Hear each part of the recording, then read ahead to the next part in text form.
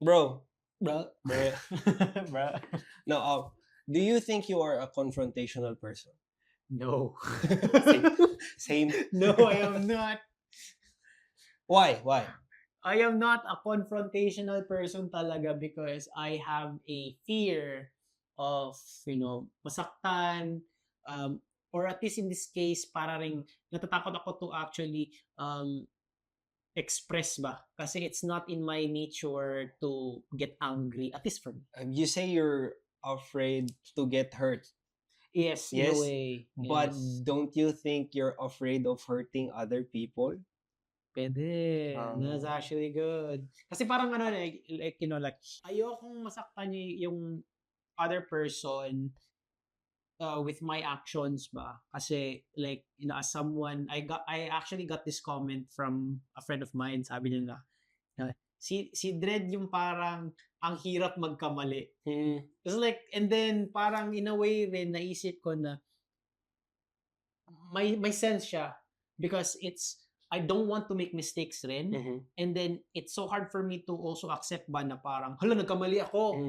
And then when I have that yung conversation, bro, it's hard to admit. It's hard to admit. It's hard to admit. Totoo. So, pero I started to also understand ba na parang inevitable siya. Inevitable siya for me to have those types of conversation. Kasi I have a desire to grow. And I can only grow if I go through it. So sometimes swallow ko na lang. Totoo. Swallow ko yun. Totoo. So ayun. How about you, bro? I grew up as an avoider. I didn't grow up with fights. I didn't grow up with confrontation. Yeah. Every time na I did have to go through something, or every time that I had to every time that I had to go through something or something's happening in my life, I would rather choose to let the fire die down in silence ba.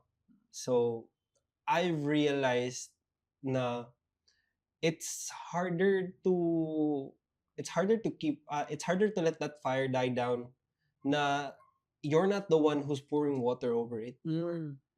Kasi thinking about all the times na I had to confront someone, thinking of all the times na I've had to talk to someone I care about in a way na undesirable, it feels na, yes, I am afraid to get hurt, but it's more of I'm afraid to hurt this person because then I might lose this person. I'm afraid that this person will see me as a bad guy, as a bad person. But one thing that changed my mind is a quote from my girlfriend, my fiance. Ano siya na, would you rather die a good person or live your life as a monster? Ano, of course I would like to die a good person. Who wouldn't? But good people get forgotten. Good people live their lives so clean that they don't have enough dirt for them to wash off and learn from it. Diba? Where would you rather learn if you've lived your life as a kid that never got hurt? Wala ka nadamag? Or nadamag ka, kabalo ka, apong madamag, sakit di ay. Dili na ko madamag usab. Because living your life as a monster means that yes, you've done bad things or you've hurt people or you've gotten hurt. But that just means na you live your life with regret, knowing that that regret was a lesson or is a lesson to you. Yeah. So, confrontational na kung confrontational, but honestly, as a person who has not gotten into any fights, na-realize po na ko na, I realized myself na every time that I do avoid, I'm the one that's getting hurt the most. I'm the one who's keeping these things inside of me, letting it grow inside of me, and then I never get the chance to let it out on the person na dapat ginanday na ko. Tama. We're both conflict avoiders. Exactly. We're both conflict avoiders ba, and then like you said na us avoiding conflicts usually is just a delay. It's just a delay of the inevitable na masasaktan rin tayo no matter what ba. It's like papipiliin ka, would you rather get hurt now or get hurt later? Exactly. Why are you delaying the inevitable? Yeah, masasaktan ka pa rin no matter what because you haven't really solved the conflict at all. Do you have any hard conversations lately? Oh, bro. Like, bro. oh, bro. Do I have to list them down? Or?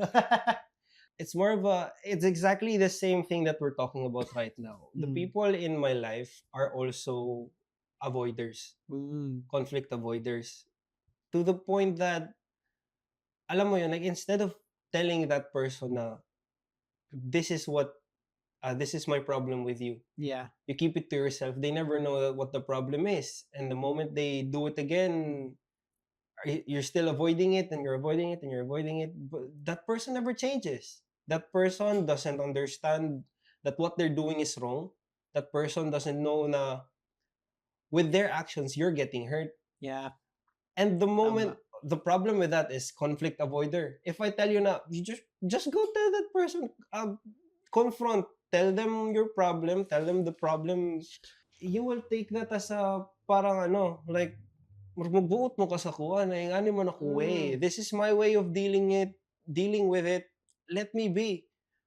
But as the person that's there, ikaw mismo ang kastorya niya, I would like to tell you na, just tell me what the problem is so that we can fix it. Yeah. Diba? But they won't. So now Yeah. you're frustrated, now you're hurt, now you're tired, and then what? It's just, what do you call that? Kanang resentment. Yeah. It's just a non-ending cycle of resentment towards each other. Yeah. Na even how hard you mask it, it's always gonna be there until that problem is talked about or solved. Yeah. Magpapile up yung resentment mo from that person just because like you guys haven't really done anything. You haven't put in the work ba. And this just, and I, that's a very good point rin, because like it usually doesn't even just have to be conversations with other people. It sometimes even have to be conversations with yourself. That's so But, true. ito like siguro one of the hardest, di naman hardest. One of the recent hard conversations I've had was about my relationship ba. My relationship with my girlfriend, and then yung mahirap doon is like me, I'm a very, di naman ako like I have a very passive tendency. So hindi ako masyadong nag-initiate, especially with feelings. Yeah. As a guy, mahirap yun i-express pa ba. Pero, I'm learning na right now. And then, as someone who haven't been in a relationship for a while, opening up feelings, and then, like having it shared with someone who is very more open to sharing theirs, is a hard parang tall order pa siya ba? It is. So yun yung isa sa mga hard conversations na nangyari, and I came to that point of like we've had a lot of hard conversations na rin kasi, and because of that parang na-practice ako ba. So yeah, I'll just have to like I have to really go through with it, because I prayed for this. I asked for this na I would grow also in relationships. So, of course, those things will come Of talaga. So I just learn. I just sit through it talaga. I sit with the uncomfortable, kasi I know it's something that I would really have to go through and really learn from ba. Kasi if I didn't have those conversations, I think I would not grow at all talaga. Kasi like you said, like, would you rather live as a monster or die as a good person? Usually, I mean, good persons, they will learn something, but not as much as the people who, Exactly. who have gone through something or done something ba. So, needed siya. Needed pa rin yung mga hard conversations. And I liked how you phrased it kanina na you're just, like parang sinasakal mo rin sarili mo at the end ba. Because you either did something wrong that prompted that hard conversation, or something was bad, or like let's just say ikaw yung nagawa ng mali ba. Yeah, exactly. And then you didn't raise it up. And since you didn't raise it up, because it's a hard conversation, like you're protecting that person's feelings, but in reality, you're just protecting your own feelings from being hurt because of that hard conversation. Yes. Pero yun nga, it's still there. It's still there. It's always gonna linger. It's still there. Yung hard conversation yun has to be solved for you to release whatever resentment that is that you're feeling ba, and yun lang yung feel ko na one thing that I could really improve on talaga is being more open to having those hard conversations. And it's not just, it's not just about relationship or romantic relationships, even like I said kanina, Conversations, hard conversations with yourself. Yes. Being able to admit na there's something wrong with me. There's something wrong that I did. Na it didn't really damage. It didn't really affect everyone, but at some point it will affect others because cascade pa rin mag-cascade eh. Whatever happens to others people na close sa'yo, it's because probably you're part of it. And if I didn't really have that conversation with myself, mas mahirap yun for me in the long run because I know I could have solved it back then, Exactly. pero I didn't solve it. Exactly. And then now everyone's affected. So those are the tough conversations that I feel like I've had recently. I think one reason why that happens, avoidance, is because usually hard conversations start with strong emotions. Tama? Yeah. And good. what I've realized is that these strong emotions, people are scared of them. People are scared to shout. People are scared to get angry because they might end up doing something they regret. But that's the thing. Not doing something about it is worse. Yeah. Because then you're hurting yourself and someone else. But instead of bottling it up, let it out. That's one thing I've realized. If you have the need to shout, it's because you have the need to shout. Don't stop it. Get angry. Let it out. Because the thing is, you do that. Yes, you say something bad. You don't mean it. Apologize for it after. Yeah. Because then you realize that, oh, I just said it because I was angry. I just said it because I was sad. I just said it kasi yun yung na-feel ko at that time. But now that you've said it, now that you've done the action, you can always expect a reaction from another person. But you yourself, you can tell yourself na, why did I say that? What made me say that? Ma-discern mo sa sarili mo na, oh, it's because I felt like this. And now you realize na, mali pala. I really didn't mean it. It was the wrong feeling at that time. I'm sorry. I apologize for what I've said. I realized that you are right. Diba? You can tell that person na you're having a hard conversation with, tama ka. Tama ka because you feel this way. Tama ka because you've said this. That was my fault. But that doesn't mean na you're wrong. That doesn't mean na just because you've hurt this person, mali ka na. Tama ka pa rin. Because that's what you feel eh. That's you. Diba? Own up to it. It boils down na naman to accountability. Yeah. Diba? Accountability, responsibility. You've done the action, take responsibility for it, be accountable for what you did, and then learn from that. Tama. This conversation pa lang, this part of our conversation actually brought or had me remember something na natutunan ko rin was that it's a lot better to really speak up those things. Like kung ano man yung mga nagawa sa'yo or ginawa mo sa ibang tao, like own up to it, like you said, be accountable to it. Like just say it right away because you'll never know what the other person how they will react ba. Ang mangyayari kasi if you start to really bottle it up, you're the only one carrying that burden. Exactly. Hindi yung other person. Exactly. Na parang kunyari, galit ka sa kanya, this person, this friend, your partner, whatever, kasi may ginawa sila. And then, hindi mo sinabi for the sake of peace. Or hindi mo sinabi kasi titiisin na lang. Right? You're the one carrying that burden alone. Kasi di mo sinabi pa. And then that person is so clueless about what's really happening. Exactly. See, that's the thing. People say, I choose peace. I choose peace. I choose peace. You're not choosing peace. You're avoiding war. Yeah. Diba? Avoiding war is not peace because the conflict is still there. Yeah. In order to resolve that conflict, you have to go to war. Yeah. I hate to say it, but I was that person before. Thinking na, as long as I don't say anything, everything will go back to normal. Yeah. I've avoided the conflict. Yes. Yeah, you avoided the conflict. You swerve. It's still there. Wala man siya nawala. It's like may visual tuloy ako na parang yung conflict sees you coming by, then after you start to avoid it, but then yung eyes ng conflicts, they're just like following Oh you. yeah, it's like, And then ikaw, like, you're already running past it, nasa likod mo na siya, but the conflict is still looking back at you. I was like, di ba? I swear, I've known so many people na I've had Oh. conflicts with that said na, oh, I didn't want to talk about it because I choose peace. I didn't want to confront you because I Yeah. choose peace. Whose peace are you choosing? yeah, right. Ours or just yours? Di ba? Tama. Because then I realized na every time I've avoided conflict, I just didn't want to talk about it because it was uncomfortable, because it was this, it was that. And it never got resolved to the point na you will carry it forever. To the point na it's unfixable na ba? Oh, yeah. Di ba? Boiling point na ba, no?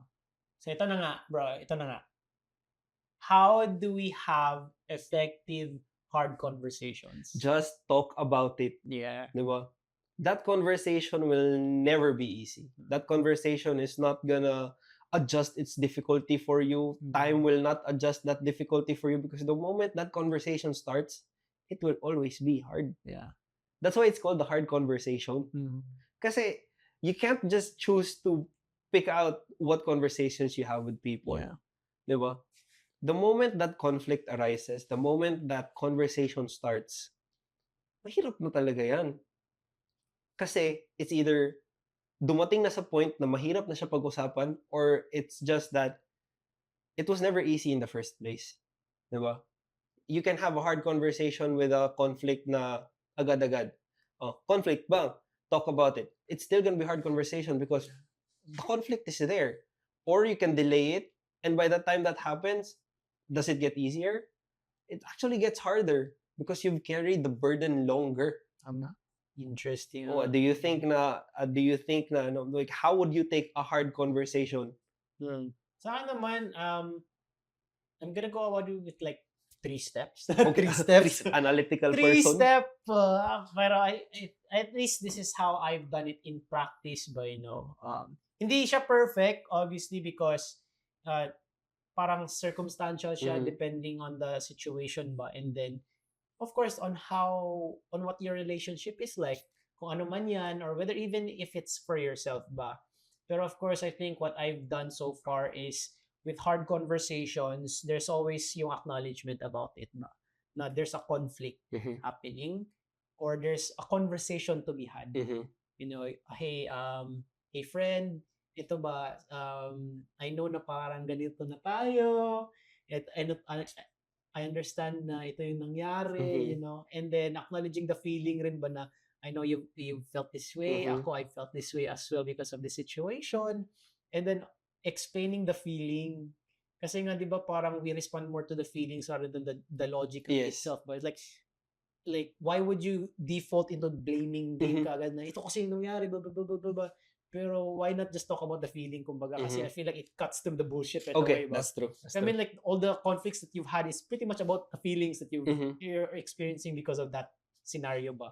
So, acknowledging the situation, acknowledging the feeling, and then sharing what you're experiencing ba because of that conflict. And then compromise, and then after that is yung compromise nyo ba. And then apologies, of course. Of course. Apologies for the whatever conflict that you're trying to avoid or whatever the conversation has caused.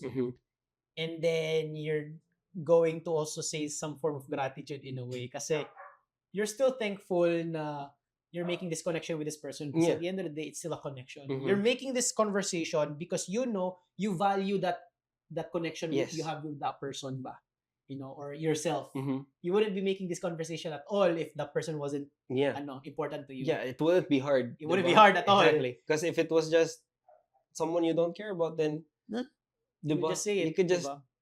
I know, it's like parang yung difference ng honesty or harshness ba, like you can just be harsh to someone who you don't care about. Exactly. But to be honest with someone that you care about, it's hard. And then that's what I've experienced rin talaga, and mostly ako rin yung nasa receiving part ba. Pero ang nangyayari sa mga conversations namin is that we acknowledge that both have a part of it or in any way man, meron kaming both natutunan about ourselves that have caused that conversation. So, I think those would be the most practical for me just acknowledging what the situation is, Compromise. how you felt or what that person have felt, and also like acknowledging what can be done in compromise, and then also thanking ba because you have that connection with that person. So yun sa akin. So, asan yung 3 doon?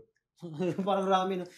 Acknowledgement, compromise, and then gratitude. Okay. Apology or gratitude. Apology or gratitude. Kasi talking about honesty and harshness, I'm gonna come back to my point Sige, kanina, na that emotion you're feeling at the moment of that hard conversation or the conflict.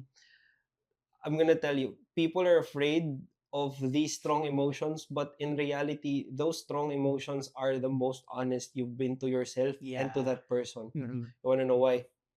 Because if you think about it, if you really, really think about it, diba? You're thinking about it. That just means you're formulating an idea or somehow some sort of response. Then that just makes it untrue. But at the heat of the moment, in that emotion that you're feeling, that's the most honest you are. You can let that out and be honest. Honesty or harshness, whatever. Diba? Because truth is harsh. Yeah. Truth hurts. Diba? And the truth is honesty. So that honesty that you're feeling, if you still try to think about it, if you still try to, I can say this, and then maybe iba ang reaction niya. No, kasi that just means you're being untrue. You're not being honest. You're thinking about what to say because you're expecting a reaction from that. But if you just say it blatantly, harsh, Truth, straight out. then asan yung lie doon? Yeah. Diba?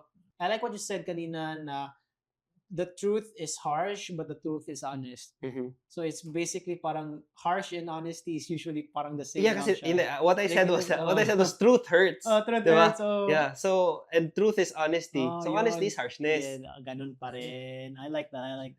Ano ka lang kasi like, parang they're both just on the same coin basically. Sides of the same coin talaga. No? Yung harshness is something that person is actually going to receive or feel. It's not so more you actually, because like you can just say the honest truth, and then that person could either feel like it's harsh or it's out of love. Yeah, kasi the receiving end of your action, you cannot control their reaction, diba? All of these things that they're feeling are just reactions from the actions that you've done. So if you think about it, diba, honesty or lie or whatever, there's always gonna be reaction for it. But would you rather have their reaction come from the truth or the lie? Shit. Diba? Be honest. Because honestly hurts. Ingnan kung pangit ka. Yeah. Sakit man. But if you think about it, if you actually understand, if that person actually cares enough to understand where you're coming from, ingnan ko niya yung pangit ko. Kay basig dili siya gusto na mapaulawan ko sa ubang tao. The person that told me I'm ugly doesn't want me to look ugly in front of other people. Yeah. But that truth could also be na I just told you you're ugly because you're ugly, diba? But it's the receiving end that's gonna have a reaction from what you did kasi. And the problem with that is why people are afraid to tell the truth is because they're afraid of what reaction that receiving end is gonna give you. Tama. Diba? I won't tell them this thing because they might get mad. I won't tell them this because they might get hurt. Interesting. It's like hindi mo tinatrust enough yung sarili mo to be able to handle how the person is actually going to react. Either way, they're going to react. Either way, they're going to react, and that's on you. Diba? How to receive it. How to receive it also. Because from your action to their reaction to your reaction again. Yeah. Diba? Exchange pa rin. Bro, that's deep. I really love yung insights mo talaga because what I'm really getting is that you really have to go through it no matter what, like how harsh ba yan siya, how honest it is. It's something that you have to go through so that yung conflict can be resolved and not just avoided, Pero of course, I think with that type of coming from that, do you think, how about yung timing? What do you think about timing when it comes to hard conversations? Timing. Is there a perfect timing ba, or is it just like, boom, go? no matter how I think about it, like hard conversations nga, diba, it's always gonna be hard. So no matter how well you timed it, it's probably still gonna end up the same way. Okay. But I think well, for me, from my experience, the fastest that you can go through that conversation, the fastest you can resolve it kasi. The less time you have to carry that on your shoulder, the less time you let other people think about what happened, diba? The moment it happens, go through with it, and then it's probably gonna get resolved as quickly as you went through it. Sa akin naman, tinitimpla ko siya. Tinitimpla ko pa siya yung timing. See, that's where I'm gonna disagree with you. Kasi nga, diba, when in the heat of emotion, you're the most truthful. So if tinimpla mo siya, pinag-isipan mo pa kung anong sasabihin mo, pinag-isipan mo pa kung anong gagawin mo. Like ito, timing, when I say ganun din, is that when do I say this properly in the most, like I said, diba, like in the most effective way ba? So I wouldn't, like for example, or like let's just say na they're having a really bad day, hindi ko yung pa-pile up. Oh, that's true. Okay. Ganun. So I will time it siguro once later on na. Pero sasabihin ko like, hey, I need to say something to you later on. Later na lang pag nakapag. If you can take it, like the best time na they can take it. Yes, also. Ganon. Okay. Kumaga parang at least I'm considering their current situation. Forgivable. Ganon ba? Kasi, and it's not for my own benefit. It's for them. It's for them. You're Kasi thinking malay about mo, them. like, you know, they're just really having a bad day. And then after dadagdagan that, mo pa. Okay, gets ko naman. Gets ko naman. So, pero I do agree rin, in a way pa rin yung sa'yo na sabihin mo na, yeah, just, you know, there's no perfect timing talaga for it, diba? There really isn't. There really isn't. It's just like, when, ano mo na lang parang, for me, is like, how do you say it? Kasi, in a way, throughout the day, parang time is relevant, you know? When you're in the heat of the moment talaga, is like, either sabihin mo ngayon or later on, it's still there. It's still there. It's still there, di ba? So, inaano ko na lang, for me, like I said, parang tinitimpla ko na lang ba kung sabihin ko na ba siya right now or later on. Yeah. I'll just say it, siguro, in this case, siguro, sabihin ko right now because it's good. It's very prime. Wala namang, there's nothing else to think about. We can just focus on this problem. Pero, ito, mukhang kakauwi niya lang from work, marami siyang iniisip, and then after gutom na gutom, you know, they're not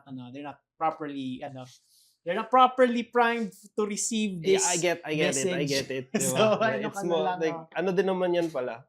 It's more like you're thinking of that person, na is this person ready to receive the news that I'm gonna give them, or can I say it later? Yeah. But at the end of the day, there's still really no perfect Because timing. at the end, you still want to resolve the conflict, Of course. you know. Who doesn't? Who doesn't? Who doesn't want na ma-resolve yung mga conflicts nila? So, being the analytical person, like, you know what? Let me think about it first. Kailan ko ba ito sasabihin? Pero of course, I wouldn't really hide it anymore.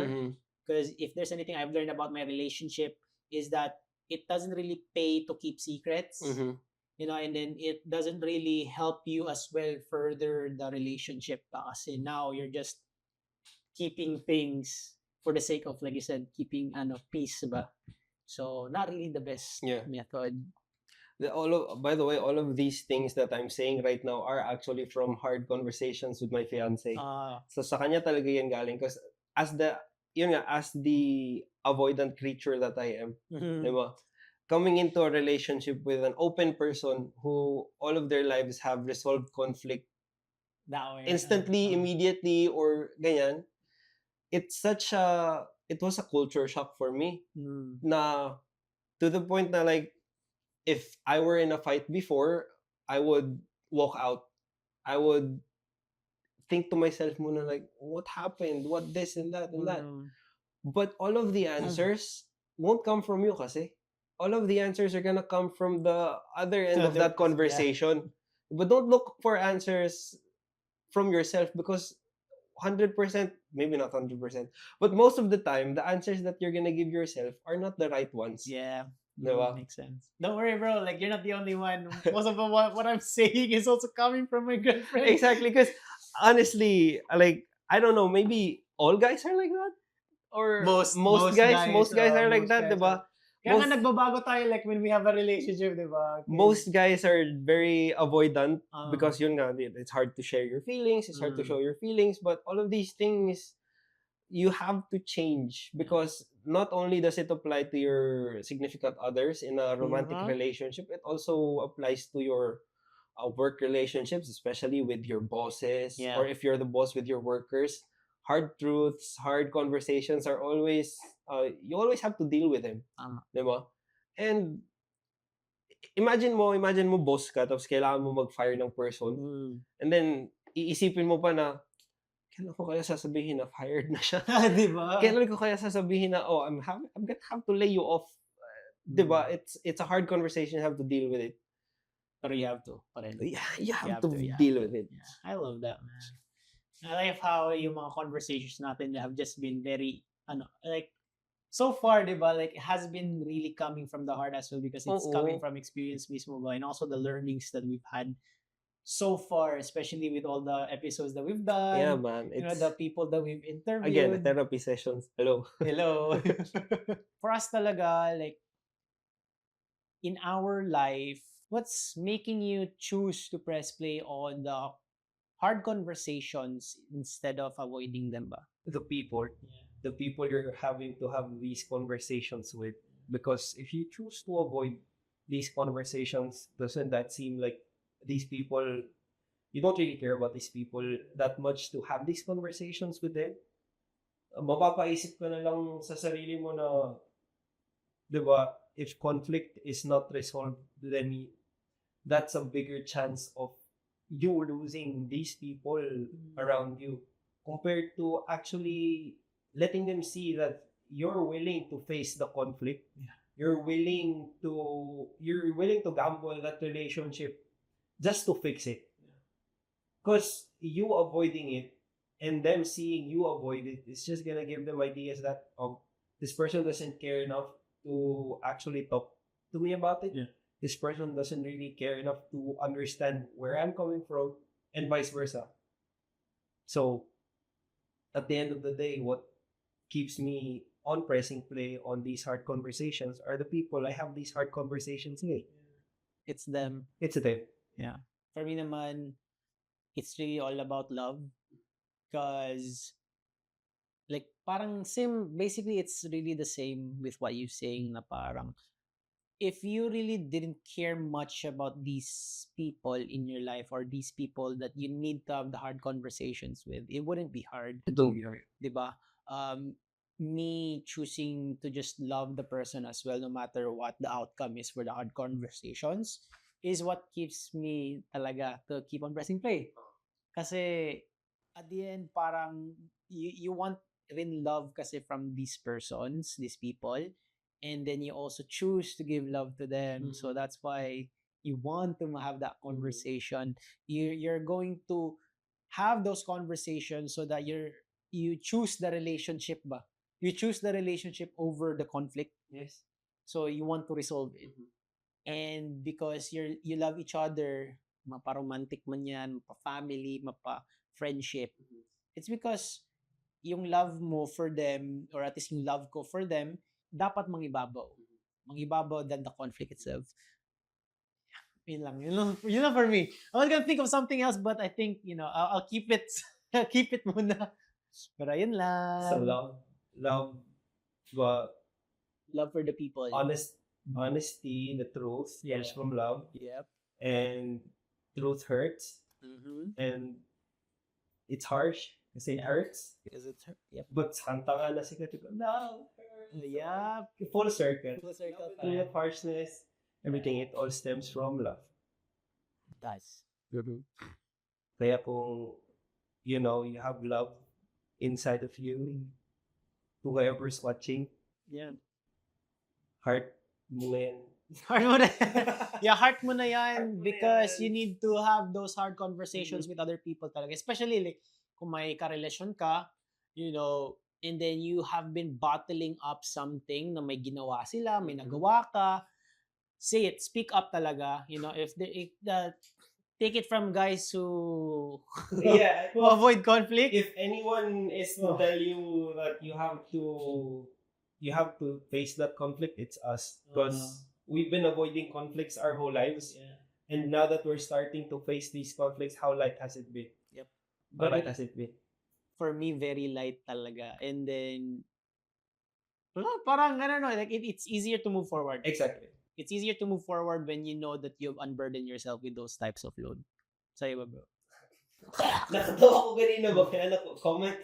Tag niya yung significant other niyo. Tapos mag-away kayo sa comments.